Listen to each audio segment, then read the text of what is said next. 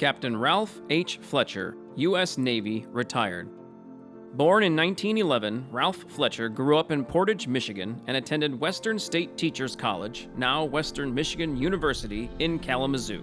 Eventually graduating in 1932 from the Milwaukee School of Engineering with a Bachelor of Science degree in Electrical Engineering, Fletcher joined the United States Navy in 1937, earned his wings in December of 1938, and served as a carrier pilot assigned to patrol the Pacific Ocean aboard the U.S.S. Saratoga from 1938 to 1939.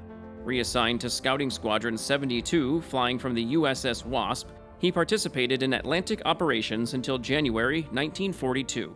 At the onset of World War II, then Lieutenant Fletcher was reassigned to the United States Naval Air Station in Miami, Florida, as a fighter and dive bomber instructor, and later served as the commanding officer of the Air Station's Night Flying Division. Deployed to the Pacific in 1944 as the Aviation Officer for Amphibious Group 12 and later the 5th Amphibious Force, Fletcher saw combat throughout the Central and Western Pacific and over Japan. Retiring from active duty in 1946, he served in the Naval Reserves until 1951 and retired at the rank of captain.